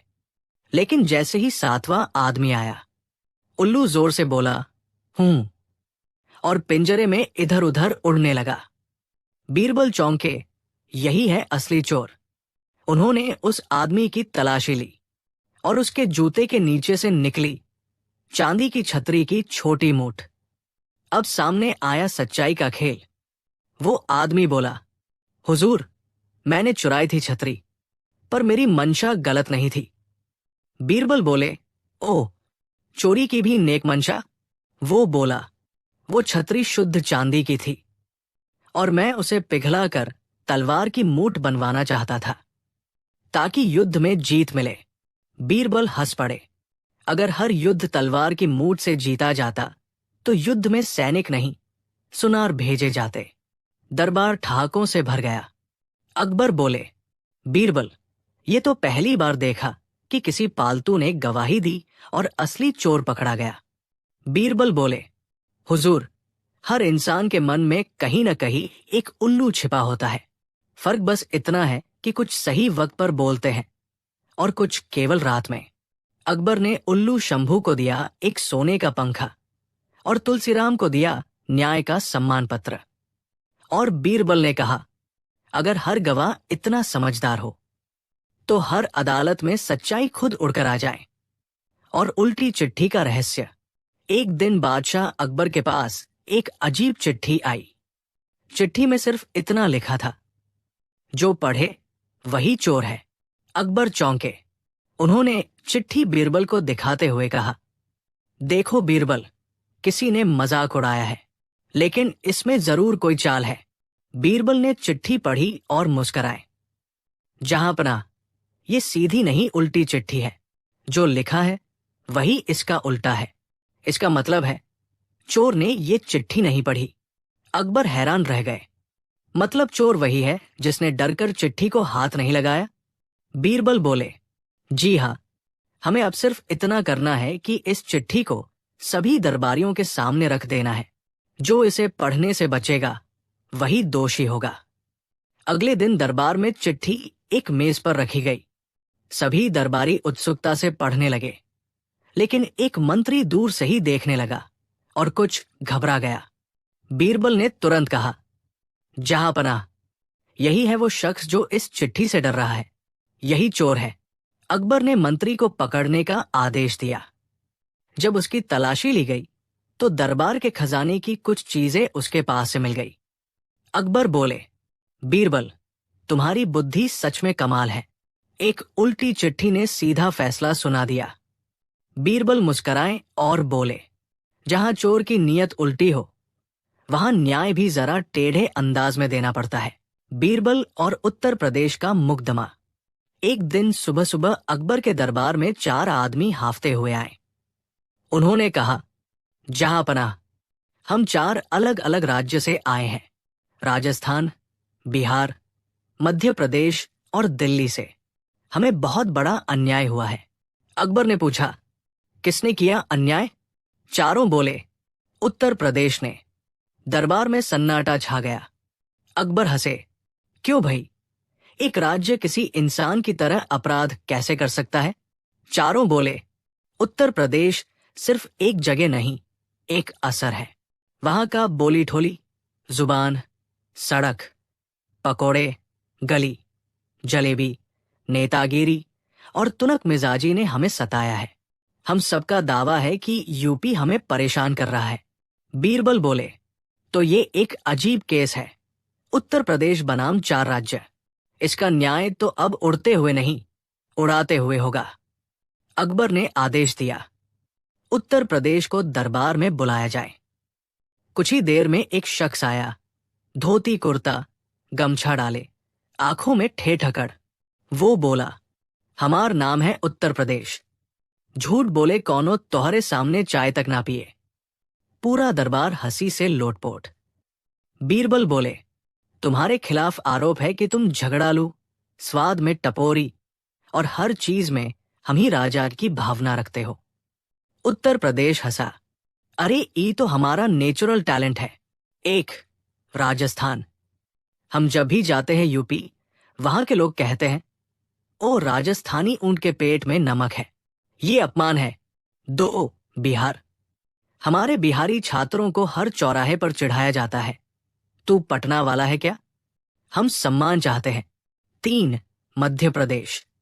हम शांति के पुजारी हैं, पर यूपी के लोग हर बात में तुनक पड़ते हैं, तू बताना ओ ये, हमें डर लगता है। 4, दिल्ली। हम मॉडर्न हैं, लेकिन यूपी वाले कहते हैं तू बड़ा चिकना बनता है, हमें भी जीने दो। उत्तर प्रदेश तुनक गया। हम तो दिल से बात करते हैं, हमारे लहजे में मिठास भी है और लठ भी। बीरबल बोले, ये मुकदमा किसी भूगोल का नहीं, भाषिक और सांस्कृतिक टकराव का है। उत्तर प्रदेश सिर्फ नक्शे पर जगह नहीं, एक मिजाज है। उन्होंने कहा, तय करेंगे कि दोष किसका है, बात करने वाले का या समझने वाले का। बीरबल ने दरबार के बीचों बीच एक नया नाम रखा, स्वैग कोर्ट। चारों राज्यों और यूपी को 4 घंटे साथ बैठने का हुक्म दिया गया। वहां क्या हुआ? बिहार और यूपी ने साथ बैठकर लिट्टी चोखा खाया। राजस्थान और यूपी ने मिलकर गली क्रिकेट खेला। दिल्ली और यूपी ने एक दूसरे के इंस्टा रील्स पर डायलॉग डबिंग की। एमपी बोला, भैया आपके बगैर तो मजा ही नहीं।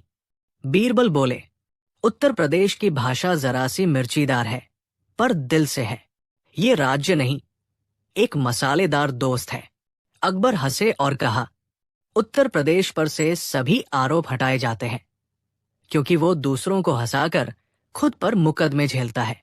बीरबल बोले, राजा हो या राज्य, सबसे बड़ा गुण होता है दूसरों की बोली में अपनापन ढूंढना। उत्तर प्रदेश अपने ठेठपन में भी अपनापन लुटाता है, और दरबार में सबने ताली बजाई। बीरबल और उलझन भरा पान। एक दिन दरबार में अचानक एक व्यापारी रोता चलाता हुआ आया। जहां पनाह, मेरी इज्जत लुट गई, मेरी दुकान तबाह हो गई, मैं तो बर्बाद हो गया। अकबर ने हैरान होकर पूछा, क्या हुआ? साफ साफ बताओ।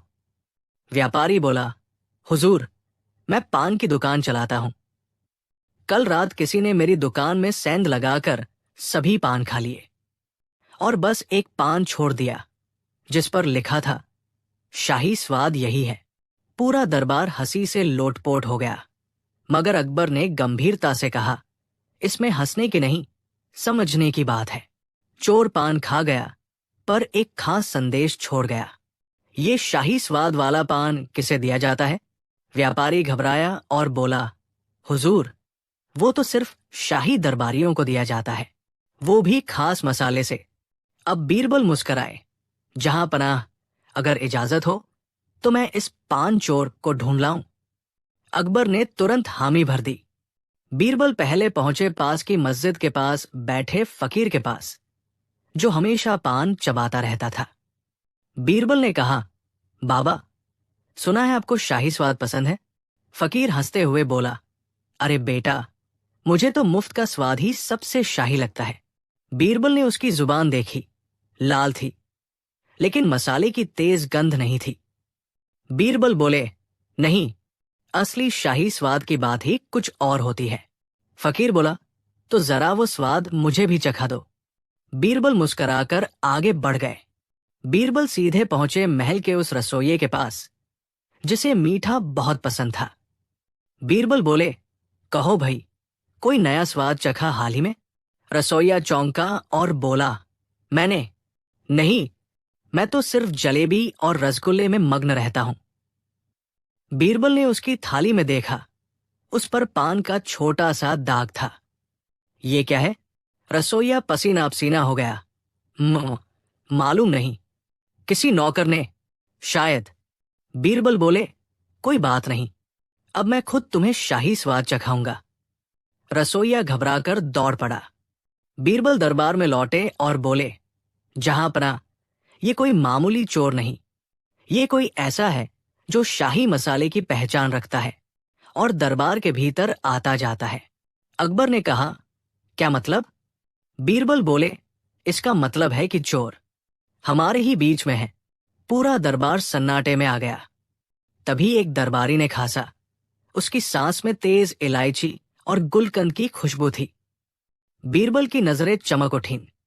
बीरबल ने उस दरबारी को उठने को कहा। उसका नाम था महमूद मिर्ची वाला। वो अक्सर पान खाता था, लेकिन शाही मसाला चखने का मौका कभी नहीं मिला था। बीरबल ने सबके सामने कहा, महमूद जी, कल रात आपने दुकान से पान खाया और मजा आ गया, इसलिए एक पान छोड़ दिया जिसमें अपनी राय लिखी, शाही स्वाद यही है। महमूद घबरा गया, नहीं, मैं वो। बीरबल ने उसकी जेब टटोली, उसमें वही शाही मसाले वाली सुपारी मिली। अकबर हंसे, बीरबल, तुम्हारी सूझबूझ कमाल की है। अकबर ने सजा सुनाई। महमूद को 50 पान खाने की सजा दी जाती है, और वो भी बिना पानी पिए। पूरा दरबार ठहाकों से गूंज उठा। बीरबल बोले, जहां पनाह, अगर महमूद मान जाए तो हर पान में एक सीख हो। चोरी का स्वाद हमेशा जलन छोड़ता है। अकबर मुस्कराए और दरबार में सबने तालियां बजाईं। बीरबल और झूठ पकड़ने वाली चप्पल। एक दिन बादशाह अकबर अपने दरबार में बैठे थे जब एक अजीबोगरीब शिकायत लेकर 3 साधु दरबार में पहुंचे। उनका पहनावा बेहद रंगीन और चेहरा जितना शांत, बातें उतनी ही उलझुल। साधुओं ने कहा, जहां पनाह, हम 3 वर्षों से हिमालय में तपस्या कर रहे थे। वहां एक दिव्य चप्पल प्रकट हुई। वो चप्पल झूठ पकड़ सकती है। जो भी झूठ बोलेगा, वो चप्पल खुद ब खुद उड़कर उस व्यक्ति को मारती है। अकबर ने आंखें चौड़ी करते हुए कहा, क्या सच में? ये तो कमाल की चीज है। बीरबल वही बगल में बैठे थे। उन्होंने मुस्कुराते हुए आंखें मिचका दी। साधु बोले, लेकिन अब ये चप्पल चोरी हो गई है और हमें शक है कि वो दरबार के ही किसी मंत्री के पास है। ये सुनकर दरबार में सन्नाटा छा गया। सब एक दूसरे को देखने लगे। मीर मुश्ताक, जो हर बात पर शक करता था, फुसफुसाया, जरूर बीरबल ने चप्पल चुराई होगी, क्योंकि सबसे होशियार वही है। बीरबल मुस्कुराए और बोले, हुजूर, यदि ये चप्पल सच में झूठ पकड़ती है तो हम दरबार में सबका एक एक करके परीक्षण करें। लेकिन सबसे पहले मैं खुद शुरू करता हूं। साधु ने एक चप्पल सामने रख दी और कहा, जो झूठ बोलेगा ये चप्पल उड़कर उसके सिर पर पड़ेगी। बीरबल ने चप्पल को ध्यान से देखा, फिर खड़े होकर बोले, मैं रोज सुबह उठते ही दरबार की सफाई करता हूं। सारी सभा ठहाकों में डूब गई, लेकिन चप्पल हिली तक नहीं। अब बीरबल बोले, मैं हर दिन 5 वक्त नमाज पढ़ता हूं, पहाड़ पर योग करता हूं और खाना खुद पकाता हूं। अब की बार चप्पल थोड़ी कांपी, लेकिन फिर शांत हो गई। बीरबल बोले, हुजूर, ये चप्पल तो मुझसे भी डर गई। अकबर हंसते हुए बोले, तो क्या ये चप्पल झूठ नहीं पकड़ सकती? साधु बोले, नहीं हुजूर, ये चप्पल काम करती है, बस किसी ने इसका मंत्र बदल दिया है। अब दरबार में चर्चा होने लगी कि चप्पल का असली चोर कौन हो सकता है। बीरबल ने धीरे से दरबारियों की भाव भंगिमाएं पढ़नी शुरू की। उसने देखा कि एक दरबारी, हमीद खां, बार बार अपनी टोपी सवा रहा था और उसका पसीना रुक नहीं रहा था। बीरबल बोले, हमीद खां, आपने क्या कुछ देखा उस रात जब चप्पल चोरी हुई? हमीद खां बोला, नहीं, मैं तो सो रहा था। चप्पल अचानक हवा में उड़ी और धपाक सीधे हमीद खां के सिर पर गिरी। सारा दरबार हंसी से लोटपोट। बीरबल बोले, झूठ पकड़ने की चप्पल अब सच में काम करने लगी ही। बीरबल ने फिर चप्पल को अपने हाथ में लिया और साधुओं की ओर देखा। ये चप्पल कोई दिव्य वस्तु नहीं, बल्कि इसमें एक यंत्र छिपा है। मैंने इसे गौर से देखा। इसके अंदर एक छोटी सी फूंक से चलने वाली वसंत जैसी यांत्रिक प्रणाली है। इसका नियंत्रण साधुओं के पास था। अकबर चौंक गए, तो क्या ये साधु भी? बीरबल बोले, हाँ जहांपनाह, ये साधु नहीं, बल्कि कलंदरों का गिरोह है, जो अमीर लोगों को मूर्ख बनाकर उनके घर से पवित्र वस्तुएं चुराते हैं और फिर ब्लैकमेल करते हैं। इस बार इनकी नजर दरबार के खजाने पर थी।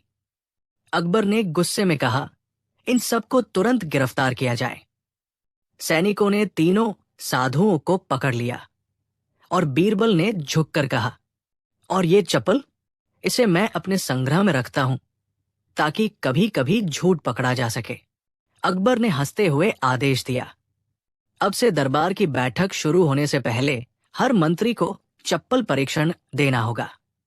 तब से हर सुबह दरबार में ठहाके गूंजते जब चप्पल झूठ पकड़ती और बीरबल चुटकी लेते, सच बोलो वरना ये चप्पल उड़कर आएगी और सिर पे ताई ताई फिश करेगी। कोमल जी, ये कहानी कैसी लगी? इसमें और भी भाग जोड़े जा सकते हैं, जैसे चप्पल का बदला, बीरबल और चप्पल की अदालत। हफ्ते बीते, दरबार में सब फिर अपने अपने झूठ सच में लिपटे दरबारी काम कर रहे थे। तभी एक सुबह कुछ अजीब हुआ। राजमहल के बाहर एक लंबी लाइन लगी थी। गांव, शहर और परगनों से आए लोग कह रहे थे, हमें चप्पल की अदालत में न्याय चाहिए। दरअसल बीरबल ने मजाक में कह दिया था कि चप्पल झूठ पकड़ती है, तो अब लोग हर झगड़े में चप्पल से सच्चाई जानने आ रहे थे। किसी की गाय खो गई, किसी की सास पर शक था, किसी का पड़ोसी आम चुराता था। सब चप्पल की अदालत में फैसला चाहते थे। बीरबल ने अकबर से कहा, हुजूर, लगता है अब हमें चप्पल को जज बना देना चाहिए। अकबर हंसते हंसते बोले, तो फिर चलो, आज से दरबार का नाम है चप्पल की अदालत। पहला मुकदमा आया एक बूढ़े दंपति का। बुजुर्ग बोले, जहांपनाह, मेरा पड़ोसी मेरी छत पर सोता है और उसकी परछाई हमारे कमरे में पड़ती है, हमें नींद नहीं आती। पड़ोसी बोला, परछाई तो भगवान की बनाई चीज है।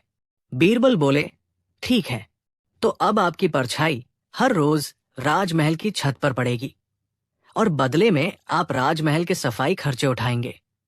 पड़ोसी चिल्लाया, मैं झूठ बोल रहा था। मैं नीचे सो जाऊंगा। धपाक, चप्पल उड़कर आई, सीधा सिर पर। दरबार हंसी से गूंज उठा। वाह बीरबल, वाह चप्पल। अब दरबार में आया एक ज्योतिषी, जिसने लोगों से कहा था, जो मुझे चांदी देगा उसकी किस्मत बदल दूंगा। सबके पैसे ले गया, किसी की किस्मत नहीं बदली।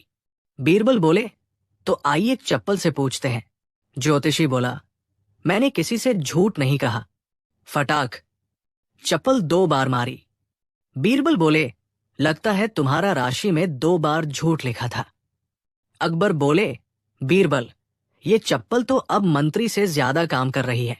बीरबल बोले, हुजूर, इसे तनख्वाह मिलनी चाहिए। अब दरबार में रोज चप्पल उड़ती, कभी किसी व्यापारी पर, कभी मंत्री पर। एक दिन चप्पल ने अचानक खुद ब खुद बीरबल को मारा। धप, दरबार में सन्नाटा। अकबर बोले, बीरबल, अब तुम भी झूठ बोलते हो?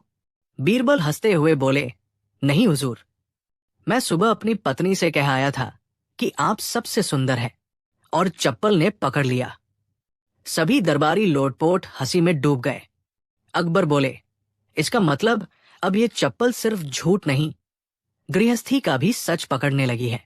अंत में बीरबल ने कहा, जहां पनाह, अब इस चप्पल को आराम दे देना चाहिए। लोग इसके डर से अब हंसते नहीं, डरते हैं। न्याय मजाक में बदल रहा है। अकबर बोले, तो फिर इस चप्पल को एक खास जगह दी जाए। और इस तरह चप्पल को दरबार के एक खास कांच के बक्से में रखा गया, जिस पर लिखा गया, सच बोलो वरना ये जाग जाएगी। बीरबल और उलझन भरा पान। एक दिन दरबार में अचानक एक व्यापारी रोता चिल्लाता हुआ आया, जहां पनाह, मेरी इज्जत लुट गई, मेरी दुकान तबाह हो गई, मैं तो बर्बाद हो गया। अकबर ने हैरान होकर पूछा, क्या हुआ? साफ साफ बताओ। व्यापारी बोला, हुजूर, मैं पान की दुकान चलाता हूं। कल रात किसी ने मेरी दुकान में सेंध लगाकर सभी पान खा लिए, और बस एक पान छोड़ दिया, जिस पर लिखा था, शाही स्वाद यही है। पूरा दरबार हंसी से लोटपोट हो गया, मगर अकबर ने गंभीरता से कहा, इसमें हंसने की नहीं, समझने की बात है। चोर पान खा गया, पर एक खास संदेश छोड़ गया। ये शाही स्वाद वाला पान किसे दिया जाता है? व्यापारी घबराया और बोला, हुजूर, वो तो सिर्फ शाही दरबारियों को दिया जाता है, वो भी खास मसाले से। अब बीरबल मुस्कराए, जहां पनाह, अगर इजाजत हो तो मैं इस पान चोर को ढूंढ लाऊं। अकबर ने तुरंत हामी भर दी। बीरबल पहले पहुंचे पास की मस्जिद के पास बैठे फकीर के पास, जो हमेशा पान चबाता रहता था। बीरबल ने कहा, बाबा, सुना है आपको शाही स्वाद पसंद है। फकीर हंसते हुए बोला, अरे बेटा, मुझे तो मुफ्त का स्वाद ही सबसे शाही लगता है। बीरबल ने उसकी जुबान देखी, लाल थी, लेकिन मसाले की तेज गंध नहीं थी। बीरबल बोले, नहीं, असली शाही स्वाद की बात ही कुछ और होती है। फकीर बोला, तो जरा वो स्वाद मुझे भी चखा दो। बीरबल मुस्कराकर आगे बढ़ गए। बीरबल सीधे पहुंचे महल के उस रसोइये के पास, जिसे मीठा बहुत पसंद था। बीरबल बोले, कहो भाई, कोई नया स्वाद चखा हाल ही में? रसोइया चौंका और बोला, मैंने नहीं, मैं तो सिर्फ जलेबी और रसगुल्ले में मग्न रहता हूं। बीरबल ने उसकी थाली में देखा, उस पर पान का छोटा सा दाग था। ये क्या है? रसोइया पसीना पसीना हो गया। मालूम नहीं, किसी नौकर ने, शायद। बीरबल बोले, कोई बात नहीं, अब मैं खुद तुम्हें शाही स्वाद चखाऊंगा। रसोइया घबराकर दौड़ पड़ा। बीरबल दरबार में लौटे और बोले, जहां पना, ये कोई मामूली चोर नहीं, ये कोई ऐसा है जो शाही मसाले की पहचान रखता है और दरबार के भीतर आता जाता है। अकबर ने कहा, क्या मतलब? बीरबल बोले, इसका मतलब है कि चोर हमारे ही बीच में है। पूरा दरबार सन्नाटे में आ गया। तभी एक दरबारी ने खांसा। उसकी सांस में तेज इलायची और गुलकंद की खुशबू थी। बीरबल की नजरें चमक उठीं। बीरबल ने उस दरबारी को उठने को कहा। उसका नाम था महमूद मिर्ची वाला। वो अक्सर पान खाता था, लेकिन शाही मसाला चखने का मौका कभी नहीं मिला था। बीरबल ने सबके सामने कहा, महमूद जी, कल रात आपने दुकान से पान खाया और मजा आ गया, इसलिए एक पान छोड़ दिया जिसमें अपनी राय लिखी। शाही स्वाद यही है। महमूद घबरा गया। नहीं, मैं वो। बीरबल ने उसकी जेब टटोली। उसमें वही शाही मसाले वाली सुपारी मिली। अकबर हंसे। बीरबल, तुम्हारी सूझबूझ कमाल की है। अकबर ने सजा सुनाई। महमूद को 50 पान खाने की सजा दी जाती है, और वो भी बिना पानी पिए। पूरा दरबार ठहाकों से गूंज उठा। बीरबल बोले, जहांपनाह, अगर महमूद मान जाए तो हर पान में एक सीख हो। चोरी का स्वाद हमेशा जलन छोड़ता है। अकबर मुस्कराए और दरबार में सबने तालियां बजाईं। बीरबल और तौलने वाली तोतों की टोली। प्रस्तावना। एक दिन कुछ तोते उड़ते हुए सीधे अकबर के दरबार में आ गिरे। बात यही तक होती तो ठीक थी, लेकिन ये तोते बोलते थे, और सिर्फ बोलते ही नहीं थे, बल्कि एक एक दरबारी का वजन बताकर चिढ़ाते भी थे। कहानी शुरू होती है। शाही बाग में अचानक पिंजरे से छूटे साथ रंग बिरंगे तोते उड़ते हुए सीधे अकबर के दरबार में आ धमके। सब दरबारियों के सिर पर मंडराने लगे, और फिर उनमें से एक ने जोर से कहा, श्रीमान फ़तेहलाल, 148 किलो। उसमें से चवन्नी भर भी अक्ल नहीं। दरबार में ठहाके लग गए। दूसरा तोता बोला, मुल्ला दो प्याजा, 84 किलो। उसमें से 60 किलो सिर्फ शक। मुल्ला नाराज हो गए, ए पंछी, तेरे वजन का हिसाब कौन लेगा? लेकिन तोते रुके नहीं। एक एक दरबारी पर तंज कसते गए, और फिर बोले, हम सातों हैं तौलने वाले तोते। हमारी सेवा है वजन गिनना और राज खोलना। अकबर ने पूछा, ये तोते हमारे राजमहल में आए कैसे, और इन्हें ये बातें कैसे मालूम? बीरबल बोले, जहांपनाह, इस पंछी टोली की बातों में गहरी चाल है। लगता है किसी ने इनका दिमाग भर दिया है। ये सिर्फ वजन नहीं, दरबारियों के भेद भी उगल रहे हैं। दरबारी चिढ़ गए। अब्दुल बोले, इन तोतों को दरबार से बाहर करो, ये अपमान कर रहे हैं। बीरबल मुस्कराए, आपका वजन सुनने से डर रहे हैं क्या? साजिश खुलती है। बीरबल ने इन तोतों की देखभाल का जिम्मा खुद लिया और शाही बाग में उन्हें रखा। 2 दिन बाद पता चला कि हर तोता दरबारियों की नकल कर सकता है, उनके राज उगल सकता है और उन्हें नीचा दिखा सकता है। दरअसल ये तोते एक पुराने दरबारी राघव सिंह की चाल थी, जिसे बरसों पहले दरबार से निकाला गया था। उसने तोतों को दरबारियों की आवाज, चाल और आदतें सिखाकर उन्हें हंसी का तमाशा बना दिया था। बीरबल का प्लान। बीरबल ने एक नई योजना बनाई। उन्होंने दरबार में ऐलान किया, कल दरबार में सबका दोबारा वजन होगा, लेकिन इस बार तौलेंगे तोते नहीं, इंसान, और असली तोता पकड़ा जाएगा। अगले दिन दरबार लगा। एक नकली तोता पकड़ में आया। उसमें एक माइक्रो यंत्र था, जिससे राघव सिंह खुद दरबार की बातें सुन रहा था और तोते की आवाज में बोलता था। अंत में बीरबल ने उसे पकड़वाया और बाकी असली तोते जंगल में आजाद कर दिए। अकबर हंसे, बीरबल, आज तुमने सच में तौल तोल कर न्याय किया है। और दरबारी बोले, अब वजन कम करने की जरूरत नहीं, सिर्फ बीरबल से बचने की जरूरत है। बीरबल और हंसी की तिजोरी। जब राजमहल में सबकी हंसी चोरी हो गई और बीरबल को ढूंढनी पड़ी वो रहस्यमयी तिजोरी जिसमें हंसी बंद है, एक मुकदमे में एकमात्र गवाह है, एक तोता जो अचानक बोलना बंद कर गया है। क्या बीरबल उससे सच बुलवा पाएंगे? राजमहल में खटमलों ने विद्रोह कर दिया है और एक खटमल राजा दरबार में मुकदमा ठोक देता है। एक अजीब देश से आया दूत, जिसकी हर बात उल्टी है, झूठ को सच, गलत को सही बताता है। बीरबल कैसे संभालेगा ये नया झंझट? महल में एक ऐसा भूत घूम रहा है जो 3 आवाजों में बोलता है, हंसी, रुलाई और चीख। पर बीरबल को शक है कि भूत असली नहीं है, कोई ऐसा अपराधी जो हर अपराध 1 मिनट पहले कर चुका होता है। बीरबल को समझ नहीं आता कि वो कैसे पकड़े समय से पहले होने वाले अपराध। बीरबल और नामहीन साजिश। दरबार में सन्नाटा छा गया था। सभी दरबारी, सैनिक और मंत्री उस रहस्यमयी व्यक्ति को देख रहे थे जिसने दरबार में प्रवेश करते ही गरज कर ऐलान किया, मैं हूं असली वारिस, अकबर का खोया हुआ बेटा, और अब मैं तख्त लेने आया हूं। अकबर भौचक्का रह गया। बीरबल ने एक नजर में ही सब कुछ तौल लिया। चाल, चेहरे की हरकतें, आंखों की लपटें। ये आदमी या तो बहुत बड़ा धोखेबाज था या बहुत बड़ा सच। अकबर ने उठकर कहा, तुम कौन हो? क्या सबूत है तुम्हारे पास?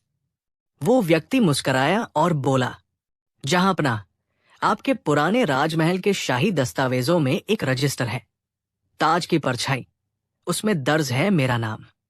आपके जन्म के दिन एक बालक को महल से बाहर भेजा गया था जिसे खगोलविदों ने अपशगुनी कहकर पहचानने से मना कर दिया था। वो बालक मैं हूं। और अब जब आपने सिंहासन के उत्तराधिकारी की घोषणा करनी है, मैं अपनी जगह लेने आया हूं। कुछ लोग चुप थे, कुछ फुसफुसा रहे थे और कुछ उसके समर्थन में बोल उठे, अगर ये सच कहता है तो इसकी बात सुनी जानी चाहिए। वारिस का हक छीना गया हो तो इंसाफ जरूरी है। बीरबल की आंखें सिकुड़ गई। उसने अकबर से कहा, जहांपना, क्या मुझे इस वारिस से कुछ प्रश्न पूछने की अनुमति है? अकबर, पूछो बीरबल। आज दरबार में सच और झूठ का फैसला होना चाहिए। बीरबल, तो बताओ, तुम्हें किस गांव में पाला गया? आदमी, जोधपुर के पास एक गुप्त कुटिया में। बीरबल, तुम्हारे गुरु कौन थे? आदमी, हकीम फयाज।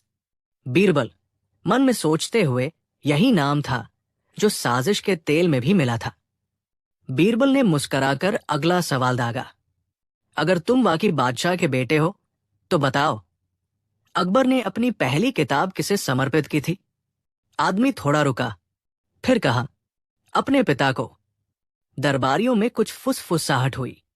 बीरबल ने अकबर की ओर देखा और कहा, जहांपनाह, आप अपनी किताब नूर-ए-सल्तनत किसे समर्पित करते थे? अकबर, मेरे गुरु मीर सैयद अली को। दरबार में हंसी फूट पड़ी। पहला झूठ पकड़ा गया था। बीरबल ने पास खड़े तिलक सिंह को इशारा किया। वो तुरंत उस व्यक्ति के पीछे खड़े सैनिकों की तलाशी लेने लगा और चौंकाने वाली बात सामने आई। उनके पास थे नकली दस्तावेज, एक नकाब और गुप्त खतों का बंडल जो सल्तनत के कई बड़े दरबारियों को भेजे गए थे ताकि वो इस वारिस के पक्ष में खड़े हों। बीरबल ने दस्तावेज सभी के सामने रखे और कहा, जहांपनाह, ये साजिश सिर्फ सिंहासन की नहीं है, बल्कि सल्तनत के दिल में जहर भरने की है। ये आदमी फैयाज के गुट का हिस्सा है जो धीरे धीरे दरबारियों को तोड़कर सत्ता को हथियाना चाहता था। इसने आपके बालों में लगाए जाने वाले तेल में स्मृति कमजोर करने वाला तत्व मिलाया, सिंह गर्जना को गायब करवाया, दर्पण गृह के जरिए पुराने राज ढूंढवाए और अब तख्त पर दावा करने आ गया है। अकबर गुस्से में उठ खड़े हुए। सुरक्षा प्रमुख, इस इम्पोस्टर को गिरफ्तार करो और फैयाज को खोज कर लाओ, चाहे वो जमीन में हो या जहर में। पर तभी वो नकली वारिस जोर से हंसा। उसने जेब से एक छोटी शीशी निकाली और जमीन पर फेंकी। धुएं का गुबार फैला और वो गायब हो गया। सैनिक दौड़े, लेकिन न कहीं धूल रुकी, न कोई पदचिन्ह मिला। सिर्फ एक नोट पड़ा था जमीन पर। कहानी अभी बाकी है बीरबल। मैं हर आईने में लौटूंगा जब तक तख्त मेरा न हो जाए। बीरबल ने अकबर से कहा, जहांपनाह, हमें महल के हर कोने की जांच करनी होगी। ये लड़ाई खुली नहीं है, ये एक आईने का युद्ध है जहां चेहरा कुछ और, नीयत कुछ और होती है। अकबर, तो क्या ये सब खत्म नहीं हुआ? बीरबल, नहीं जहांपनाह, ये सिर्फ एक मोहरा था। शतरंज की असली चालें अब शुरू होंगी और अगली बार शायद वो चेहरा किसी अपने का हो। रात, बीरबल अपने कक्ष में बैठा। उसने दर्पण गृह की किताब के अंतिम पृष्ठ को फिर से पढ़ा। नीचे एक और पंक्ति थी, जिसे वारिस कहा गया। शायद वही असली खिलाड़ी हो। बीरबल के चेहरे पर चिंता की रेखाएं थी। अब उसे ये नहीं डर था कि कौन दुश्मन है, बल्कि डर ये था कि कहीं असली दुश्मन दरबार के भीतर ही न हो। क्या अगली चाल महल के अंदर से चलेगी? क्या बीरबल अगली बार दुश्मन को पहचान पाएगा? क्या ताज की परछाई सच में कोई गुप्त वारिस है या साजिश का हिस्सा? और कौन है वो जिसने बीरबल के दिमाग में शक का बीज बो दिया?